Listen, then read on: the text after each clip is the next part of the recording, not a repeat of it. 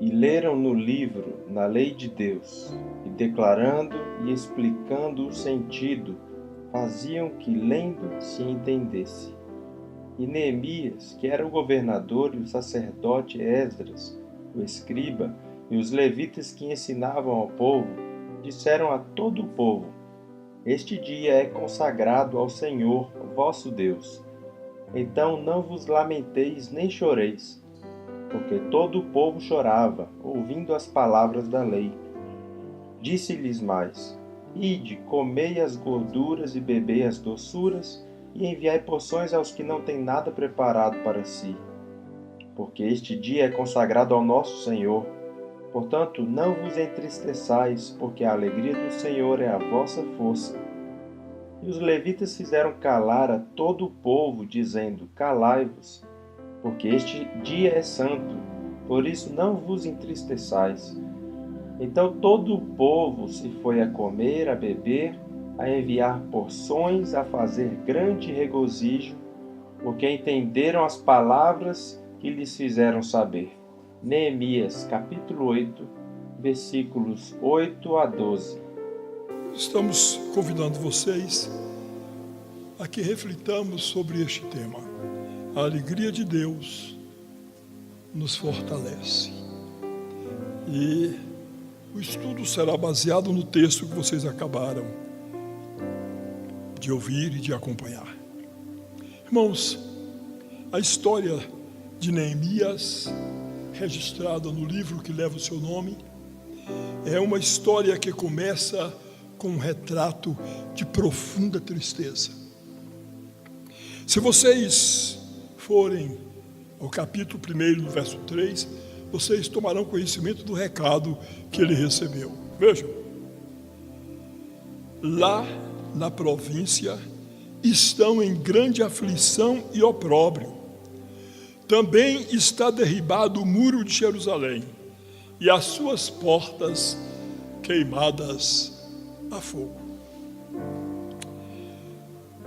Neemias estava em Suzã, servindo no palácio. Eu tenho a impressão que até um pouco esquecido do seu povo. Estava ali com honras reais, né? O rei repartia com os seus auxiliares diretos. Sorte que foi uma surpresa para ele e uma sacudida a notícia que ele recebeu. Neemias chorou por vários dias. Chorou a ponto do rei Artaxerxes, lá de Suzã, notar e lhe interpelar. Neemias, por que está triste o teu rosto? Você não está doente? Não é isto, senão tristeza de coração. A tristeza de Neemias é típica. Ela surge de um problema nacional, mas se torna pessoal. Ela é filha de um acontecimento que foi a assolação da sua terra. Neemias não chora por viver em outro país. Como lhes disse, até tenho a impressão de que ele estava muito acomodado a essa situação. Diríamos que ele estava adaptado a isso e não lhe incomodava mais. A tristeza dele, meus amados, é tipificada como sendo aquela provocada por um acontecimento. Quanto à causa, a tristeza de Neemias é claramente consequência do pecado. Portanto, há aqui uma relação causal. O evento, a assolação de sua terra, decorria do pecado da desobediência. Muitas tristezas destas que experimentamos vêm-nos por causa de acontecimentos que nos surpreendem.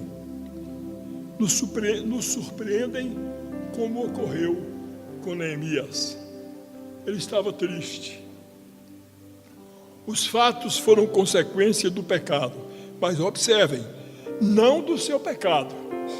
Em outras palavras, a tristeza de Neemias aqui não adveio do seu pecado. Nem toda tristeza, meus amados, advém do nosso pecado. A história de Neemias, portanto, lança luzes sobre duas fontes de tristeza: os acontecimentos e os pecados. Há, contudo, uma terceira fonte de tristeza que eu quero abordar nessa manhã também. É a tristeza sistêmica, aquela que nos acompanha sempre, fazendo-nos chorar, fazendo-nos sofrer. Precisamos considerar cada uma separadamente, tendo em mente as atitudes de Neemias. E eu quero lhes convidar para que juntos façamos isso agora. Primeira fonte, quando a tristeza vem do pecado.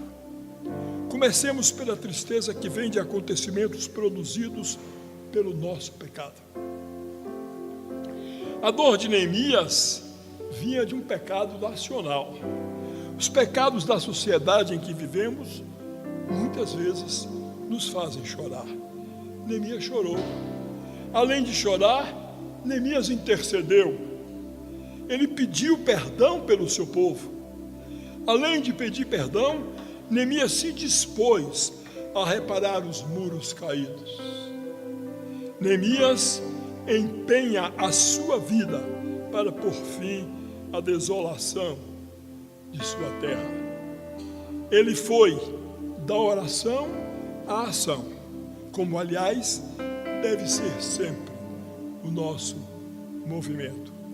Temos orado aqui pela nossa cidade, temos orado pelos nossos governantes, temos intercedido a Deus por um novo momento para a vitória da conquista, mas não temos ficado só na oração, temos agido, estamos construindo um templo que nos dê condições de ampliar a tenda do Senhor nessa cidade, e temos feito isso com sacrifício. Na história de Neemias, esses dois movimentos, oração e ação, lhe trouxeram a alegria de volta. Alegria que celebrou com muito entusiasmo, como vemos no capítulo 10, versos 9 a 12, do livro que leva o seu nome. E Neemias, que era o governador, e Esdras, sacerdote e escriba, e os levitas que ensinavam o povo, disseram a todo o povo: este dia é consagrado ao Senhor vosso Deus. Não pranteeis nem choreis, pois todo o povo chorava ouvindo as palavras da lei. Disse-lhes mais: ide, comei as gorduras, bebei as doçuras, e enviai porções aos que não têm nada preparado para si, porque esse dia é consagrado ao nosso Senhor. Portanto, não vos entristeçais, porque a alegria do Senhor os fortalecerá.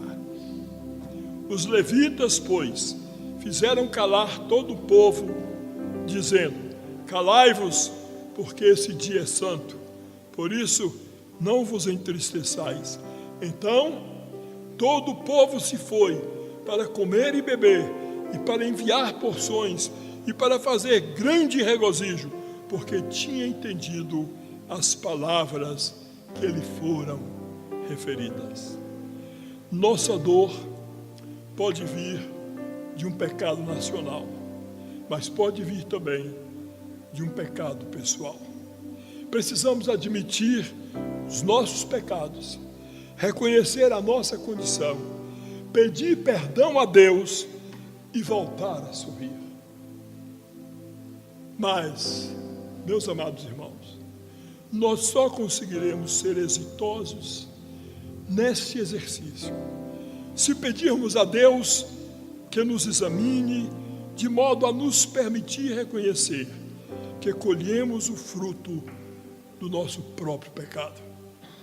Foi o que o salmista fez na oração do Salmo 139, versos 23 e 24. Sonda-me, ó Deus, e conhece o meu coração. Prova-me e conhece os meus pensamentos, e vê se há em mim algum caminho mau, e guia-me pelo caminho eterno. Irmãos, muitas das nossas lágrimas poderiam ser evitadas se tivéssemos ficado atentos à palavra de Deus. Nesse caso, só uma atitude é capaz de cessar a tristeza. E essa atitude é o arrependimento diante do pecado cometido. Só com a confissão vem a alegria. Se for o seu caso, confesse e comece a viver. A alegria de Deus nos fortalece. Em segundo lugar, temos como fonte quando a tristeza vem por causa dos acontecimentos da vida. Sim, há uma segunda fonte de tristeza. São os acontecimentos que nos sobrevêm sem que os tenhamos provocado, sem que nós tenhamos cometido o pecado que lhe provoque a situação. Nessa hipótese, se é o seu pecado, se é o seu caso, desculpe, então eu não farei como os amigos de Jó, pelo que eu não lhe trarei nenhum peso adicional, dizendo, por exemplo, que a culpa é sua. Os 3 amigos de Jó, vocês devem estar lembrados, ele faz o temanita, Bildade, o suíta, e Zofar, o naamatita, ficaram sabendo do seu sofrimento, do sofrimento de Jó, e combinaram ir juntamente condoer-se dele e consolá-lo. Contudo, inadvertidamente, seus amigos começaram a atacá-lo com palavras, a duvidar da fidelidade e da integridade de Jó, dizendo que ele devia ter errado e ofendido a Deus, que aquele sofrimento todo era castigo por maus atos praticados, e com isso eles aumentavam ainda mais o sofrimento do pobre Jó. As palavras deles definitivamente não ajudaram. Ofereceram explicações baseadas em suas convicções pessoais e não na verdade que vem de Deus. Onde Deus não havia falado, eles ousaram falar. E o resultado, os irmãos sabem, não foi de consolo e de ajuda, mas sim de perturbação e de desânimo. Quantas vezes nós temos feito como os amigos de Jó? Eu não farei isso até porque lhes tenho dito e insisto, porque é nisto que eu creio. Deus não castiga. Deus não castiga. Deus disciplina. Ai, como é diferente. O castigo tem como base a dor, a disciplina, o amor.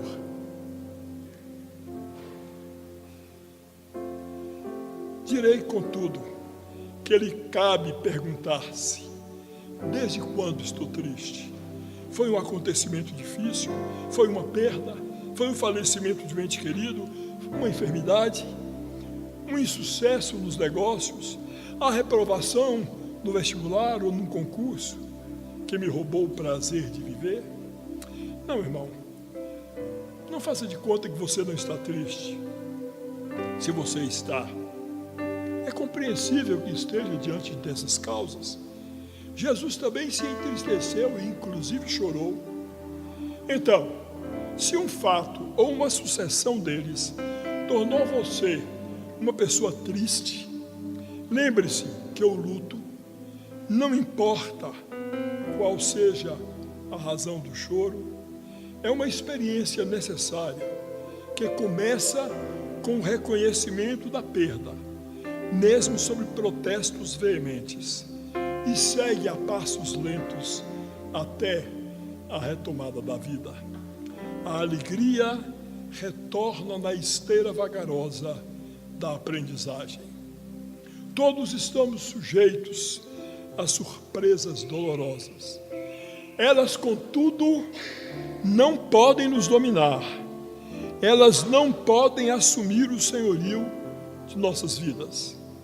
Temos somente um, sobre quem a Bíblia diz que a alegria dele é a nossa força.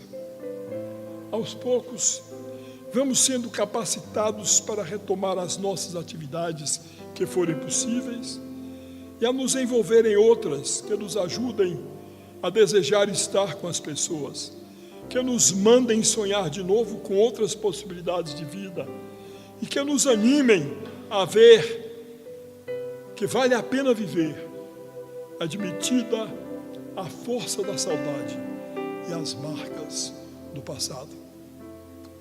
Meu irmão, você ainda voltará a entoar canções alegres. Um dia, você olhará para trás e cantará com o salmista o canto do Salmo 30, verso 11. Senhor, mudaste o meu pranto em dança, a minha veste de lamento em veste de alegria. Há uma terceira fonte, meus irmãos, quando a tristeza se torna companheira de todos os momentos da vida. Por isso, quero me dirigir agora àqueles para quem a tristeza se tornou uma companheira constante. Muitas vezes, vivemos tristezas que nos fazem sentar e chorar. São sistêmicas, como se fizessem parte do nosso próprio ser, como se fossem introjetadas em nós. Não lhe cabe culpar-se, pois, mas lhe cabe desejar o fim dessa situação, desse estado de coisas. E sei que você deseja este fim. Sei que você tem até tentado voltar a sorrir, embora nem sempre consiga, embora isso não aconteça. Mas não pense na alegria que você vê nos rostos, na rua ou na televisão, como digna de ser invejada. Sabe por quê? Porque você não sabe o que vai naqueles corações. Não almeje de igual modo a alegria daqueles que a obtiveram em algum tipo artificial. A alegria falsa das drogas, por exemplo, inclusive o álcool. Não ache que a alegria seja algo impossível, até porque essa é uma promessa do Senhor Jesus Cristo. Ele nos prometeu uma alegria perfeita, uma alegria completa. Mas olha, não exagere os seus problemas, ainda que sejam frustrações ou ofensas. Nossa tendência é dar ao nosso problema dimensões estratosféricas. Há pessoas que ficam aguardando ser atingidos por um problema, uma palavra que não lhe foi agradável, um gesto que lhe feriu, para dar a esse problema dimensões imensas, motivo de entregar-se à indolência, ao abatimento, à lamúria, a queixas e até a murmurações.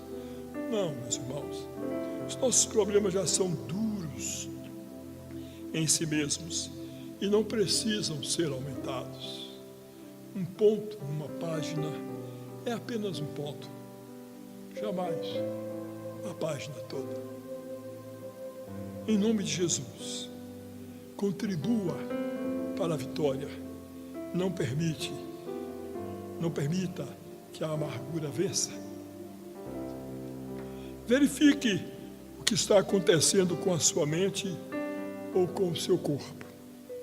Talvez você precise de ajuda, seja um ombro amigo ou um profissional que saiba escutar, aconselhar e, se for o caso, medicar. Assim como nossa garganta inflama e procuramos um otorrinolaringologista, sem nos envergonhar, sem nos sentir constrangidos. Nossa mente também pode falhar e devemos procurar quem nos possa devolver a saúde com toda a tranquilidade. Pode ser que as junções de nossos joelhos não nos permitam correr uma maratona. Pode ser também que as conexões de nossa mente precisem de ajuda para recuperar o seu equilíbrio. Houve um momento nessa cidade em que uma senhora cristã viveu mergulhada numa profunda tristeza. E um querido pastor, com toda a boa vontade e com a melhor intenção, se dispôs a ajudá-la. E quanto mais ele conversava, ele a recebia em seu gabinete, mais essa jovem senhora tinha o seu quadro agravado. E ele não teve a iniciativa de encaminhá-la a um profissional. E essa mulher acabou, num fatídico dia, lançando-se ali no viaduto e pondo fim à vida. Irmãos, nós precisamos ter a consciência de que podemos ajudar, mas precisamos ajudar, quando for o caso, encaminhando um profissional que possa ajudar, porque a ciência é de Deus e as vocações são muito distintas, elas não podem ser confundidas, a ponto de sermos surpreendidos exercendo uma profissão de maneira ilegal, incursando-nos em dispositivo criminal. Prossigamos desejando ter a alegria de volta e continuemos caminhando, mesmo que doa, mesmo que o dreno esteja aberto, vazando e vá deixando parte das forças na beira da estrada.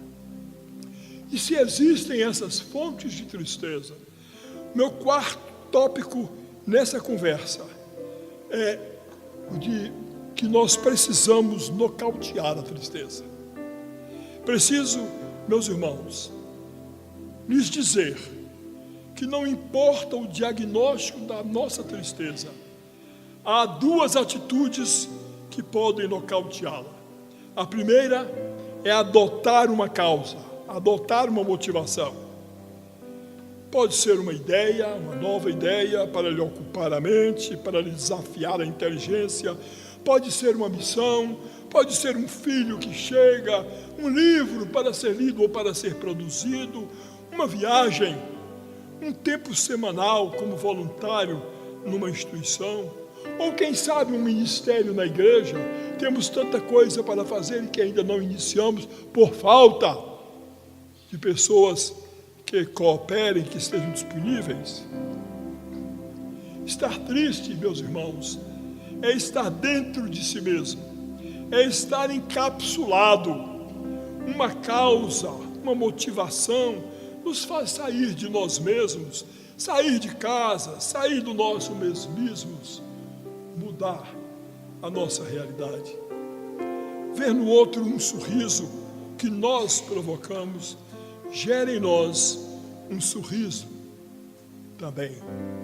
E sabem, nós precisamos sorrir. A segunda atitude é essa: muna-se de algumas convicções. Deus completará o que começou a fazer em você. Creia nisso. Ponha no seu coração essa certeza, ou permita que o Espírito Santo de Deus lhe convença disso, de que Deus completará o que começou a fazer em você. Ouçam o que o apóstolo Paulo diz lá aos Efésios 1:6. Estou convencido de que aquele que começou a boa obra em vocês vai completá-la até o dia de Cristo Jesus. É verdade, pode ser que não seja do jeito que você está imaginando ou está esperando, mas será muito melhor do que as suas expectativas. Em segundo lugar, creia na presença constante de Deus com você. Ele está com você sim, todos os dias, brincando com você quando você está brincando, chorando com você quando você está chorando. E sabe por quê? Tudo isso para que você volte a sorrir. E quando você voltar a sorrir, você encherá o coração de Deus de alegria, porque esse é o seu propósito. A alegria de Deus é a sua força. Neemias 8:10. Olhe para Deus atrás das nuvens do sofrimento, e você o verá sorrindo. Peça-lhe para fazer jorrar a alegria dele dentro de você. Ele está ansioso para fazer isso. Sabe por quê? Porque esse é o grande objetivo dele com relação a você. Em quinto lugar, a alegria do Senhor nos fortalece. E precisamos tomar posse disso. Devemos agora nos concentrar na alegria do Senhor, como lemos em Neemias 8. Em meio à grande celebração pela restauração dos muros de Jerusalém e da afirmação de outros compromissos, Neemias acrescentou: podem sair e comam e bebam do melhor que tiverem e repartam com os que nada têm preparado. Esse dia é consagrado ao nosso Senhor. Não se entristeçam, porque a alegria do Senhor os fortalecerá. E em seguida nós lemos: os levitas tranquilizaram todo o povo, dizendo: acalmem-se, porque esse é um dia santo. Não fiquem tristes. Então todo o povo saiu para comer, beber, repartir com os que nada tinham preparado e para celebrar com grande alegria, pois agora compreendiam as palavras que lhes foram explicadas. Irmãos, as vozes da alegria provocada pela restauração e pela dedicação dos muros de Jerusalém na época de Esdras e Neemias foram ouvidas a uma grande distância, tal a euforia do povo. E o Salmo 42, no versículo 4, lembra com saudades da multidão em festa por ocasião das procissões à casa de Deus, entre gritos de alegria e louvor. Vejam só, fui inclusive verificar isso direitinho, como estava traduzido, e a expressão é essa: entre gritos de alegria e louvor. O autor, o salmista, faz uma distinção entre os gritos de alegria, que é a aclamação, e o louvor, que não precisa ser gritado. Muito bom. Por isso vocês fazem também. Muito bem, meus irmãos. A tristeza não deve durar para sempre. Ela deve cumprir o seu papel e ser substituída novamente pela alegria.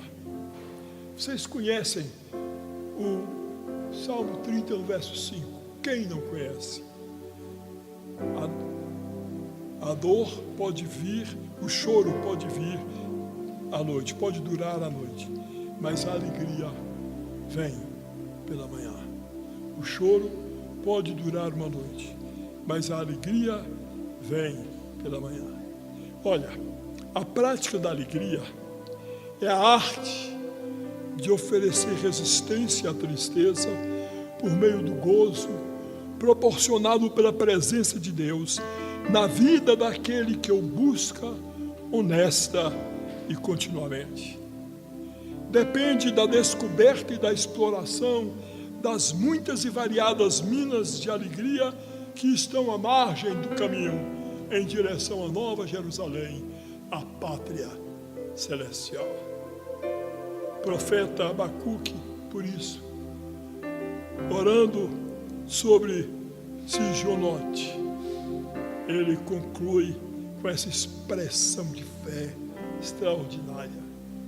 Ainda que a figueira não floresça, nem haja fruto na vide, o produto da oliveira minta. Aqui, para adaptarmos a região, poderíamos dizer, o produto dos cafezais minta. E os campos não produzam mantimento. As ovelhas sejam arrebatadas do aprisco, e nos currais não haja gado.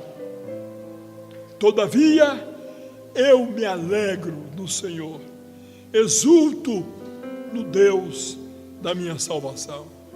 O Senhor Deus é a minha fortaleza e faz os meus pés como os da corça e me faz andar altaneiramente.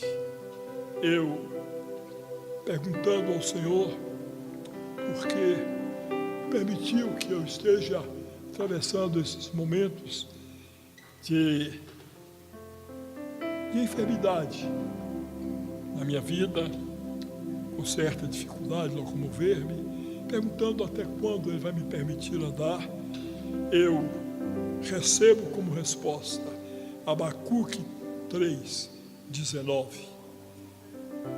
O Senhor Deus é a minha fortaleza e faz os meus pés como os da corça e me faz andar altaneiramente. Você crê nisso? Creia nisso. Sim, pode parecer que esse dia nunca vai chegar. Pode parecer que suas promessas não iremos viver.